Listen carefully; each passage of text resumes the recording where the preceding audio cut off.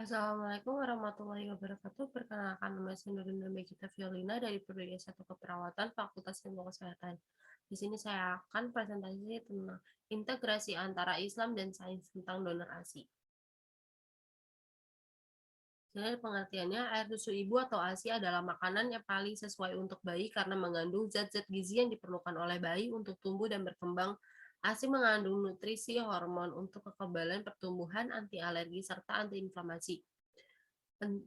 Pentingnya memberikan ASI secara eksklusif pada bayi baru lahir sampai usia 6 bulan dan terus memberikan ASI sampai anak berusia 24 bulan menunjukkan perkembangan sosial dan kognitif yang lebih baik dari bayi yang diberi susu formula.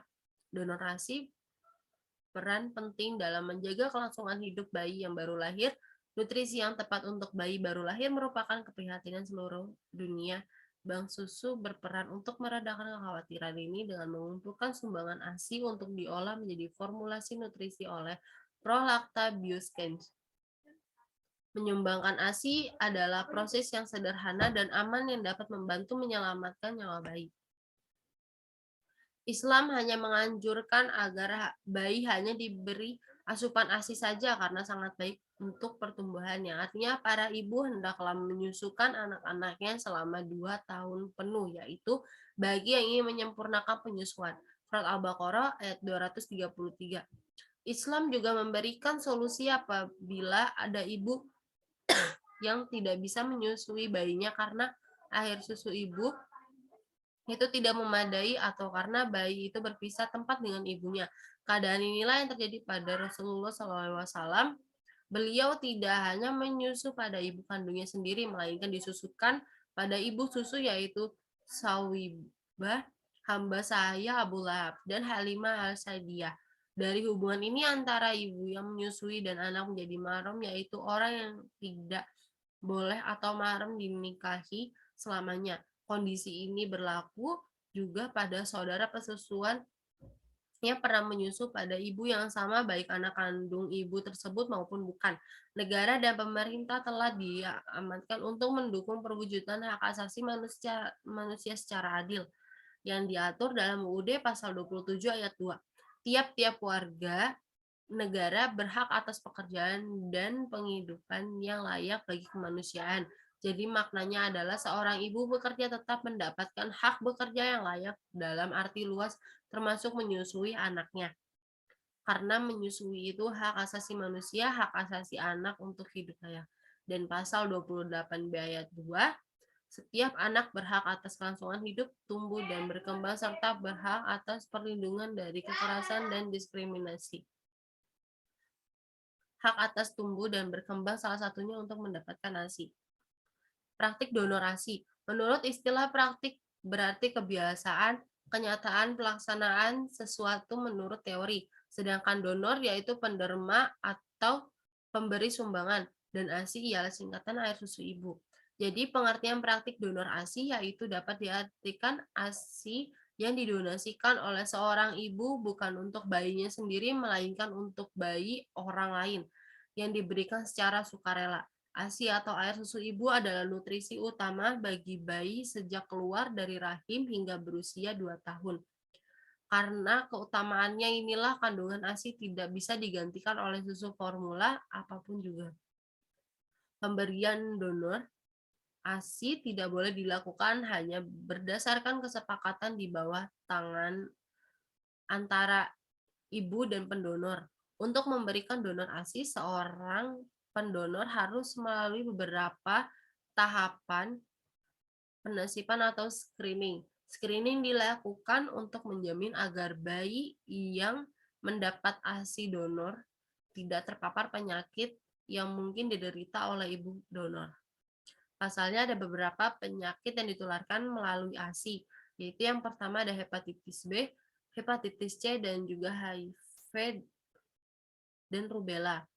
Jadi ada rambu-rambu yang harus kita ikuti apabila tidak melalui prosedur tersebut. Maka tidak diperbolehkan bagi AIMI untuk merekomendasikan pemberian donor ASI bagi yang tidak melalui screening pasteurisasi. Kemudian ada Konon pada zaman Rasulullah SAW, wanita-wanita di desa menjadikan proses menyusui sebagai mata pencarian. Mereka berkeliling kota mencari wanita hamil dan menawarkan jasa menyusui kalau bayinya lahir nanti. Halimatus Sadiah adalah wanita dari Bani Sa'ad yang dipercaya untuk menyusui manusia mulia yaitu Rasulullah SAW. Peraturan Menteri Kesehatan atau Permenkes tentang donor ASI terus digodok Kementerian Kesehatan melalui Dirjen Bina Gizi dan Kesehatan Ibu dan Anak. Peraturan mengenai donor ASI tersebut akan terangkum dalam PP nomor 33 tahun 2012 yang mengatur tentang pemberian ASI eksklusif. Pendonor ASI, pengaturan penggunaan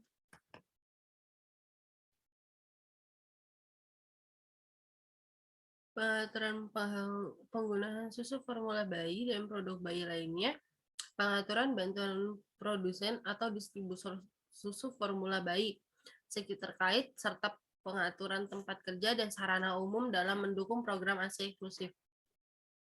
Dan pengaturan pemerintahan atau PP nomor 32 tahun 2012 tentang pemberian ASI eksklusif sebenarnya telah menetapkan persyaratan-persyaratan khusus untuk para pendonor dan penerima donor ASI, yaitu donor ASI dilakukan sesuai permintaan ibu kandung atau keluarga bayi yang bersangkutan identitas. Agama dan alamat pendonor ASI diketahui jelas oleh ibu kandung atau keluarga bayi penerima ASI. Mendapat persetujuan pendonor ASI telah mengetahui identitas bayi yang diberi ASI. Pendonor ASI dalam kondisi kesehatan baik dan tidak mempunyai identitas medis. Indikasi medis. ASI tidak diperjualbelikan. Pelanggaran terhadap ketentuan ini akan dikenakan sanksi.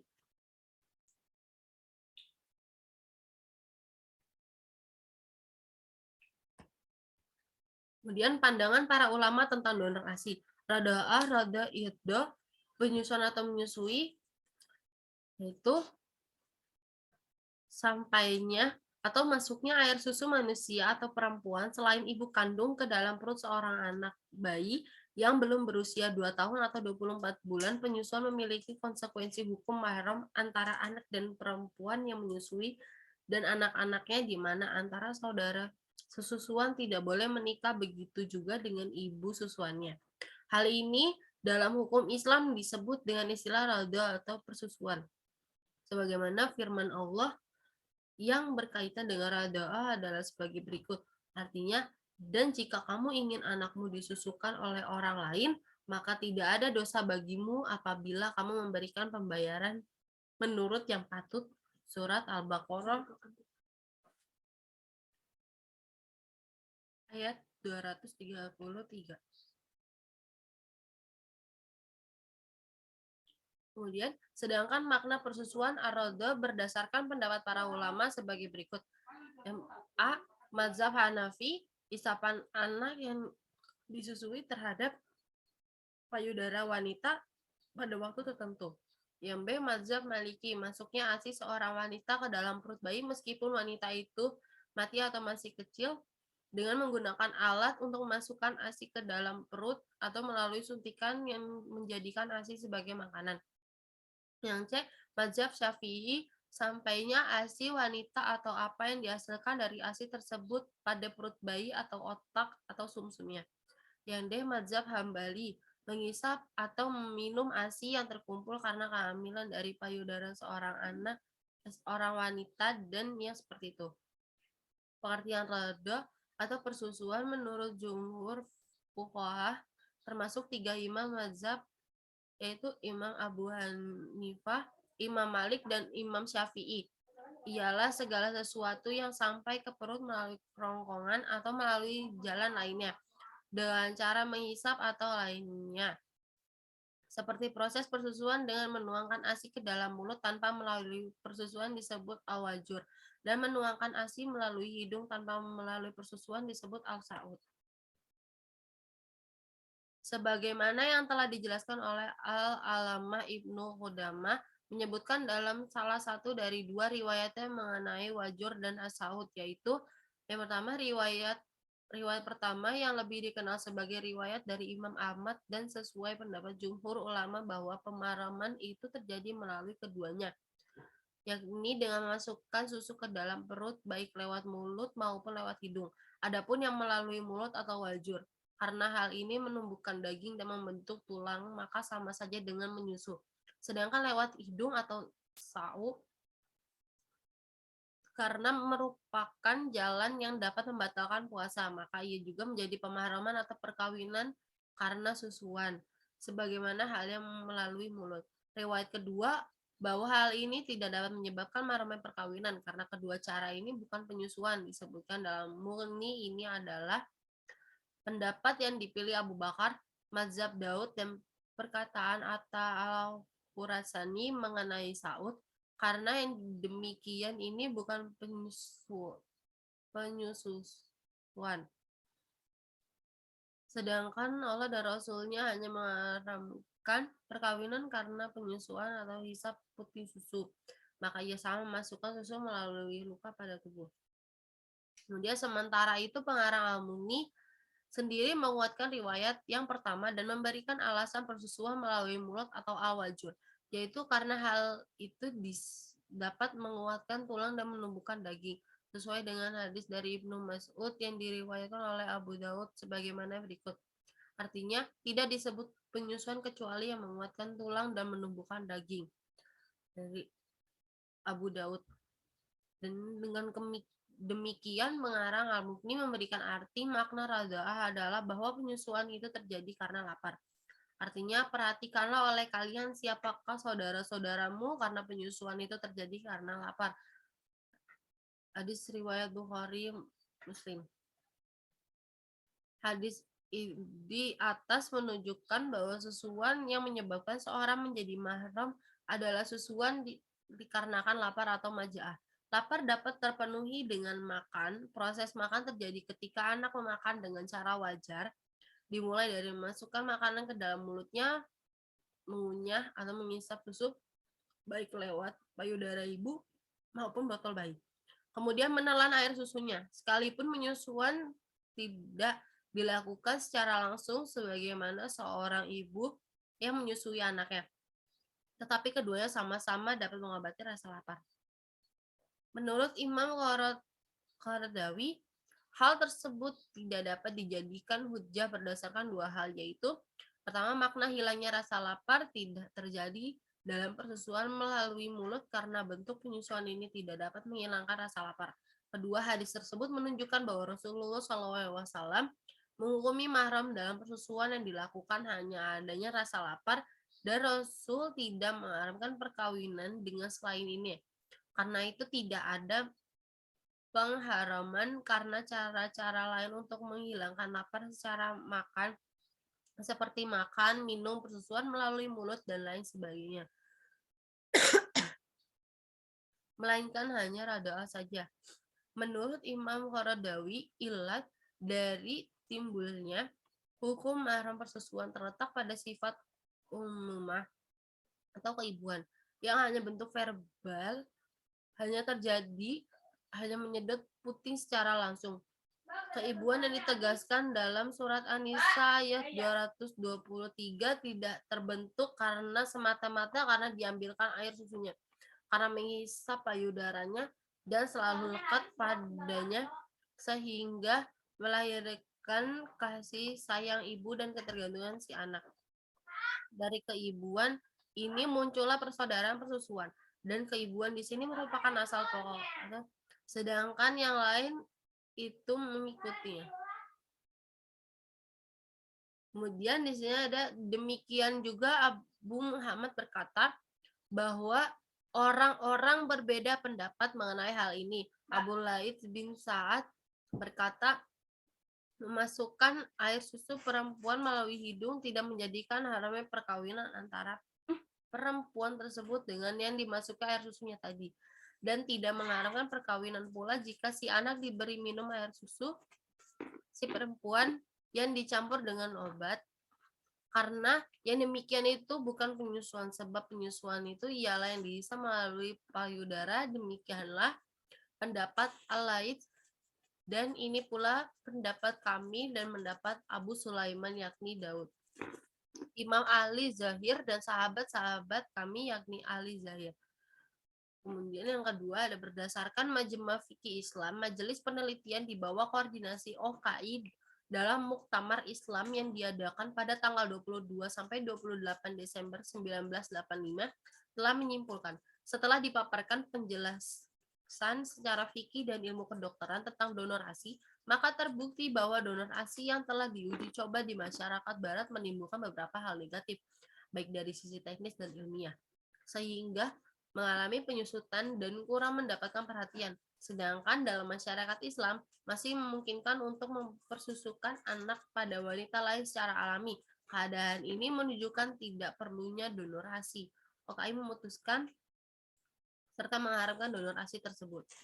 Kemudian yang terakhir ada sedangkan Yusuf Qaradawi adalah pihak yang membolehkan donor ASI. Ia sedapat dengan Ibnu Hazm bahwa tidak ada proses penyusuan melalui donor ASI sehingga tidak akan menjadikan saudara sesusuan dan mengharamkan perkawinan, kecuali menetes secara langsung terhadap payudara sang ibu. Dapat dipahami bahwa alasan Imam Qaradawi mendukung adanya donor ASI dikarenakan beberapa hal. Yang pertama, tidak terdapat alasan yang melarang diadakannya donor ASI selama hal ini ditunjukkan untuk kemaslahatan manusia. Yang kedua, mendahulukan kemaslahatan umum lebih didahulukan. Itu dalam hal ini adalah adanya masalah dalam donor ASI bagi masyarakat umum karena sifat kehati-hatian dalam pengambilan hukum menjadikan hukum agama sebagai himpunan. Arti kehati-hatian yang jauh dari ruh kemudahan serta kelapangan yang menjadi tempat berpijak agama Islam, sehingga Ibnu Hazm dipilih sebagai pendapat yang tepat karena mempunyai nilai kemudahan bagi umat manusia. Menurut Imam Qaradawi, donor ASI didukung oleh Islam mempunyai tujuan baik yang membantu yang orang lemah, terlebih pada bayi prematur, bahkan bila perlu susu diberikan jika sang donatur tidak tertekan memberikan susunya. Memberikan pertolongan tersebut menurut Qaradawi sesuai dengan nilai-nilai Islam karena sangat membantu bayi yang terlahir dan kurang beruntung tidak mendapatkan ASI. Itu dia presentasi dari saya, kurang lebihnya mohon dimaafkan. Wassalamualaikum warahmatullahi wabarakatuh.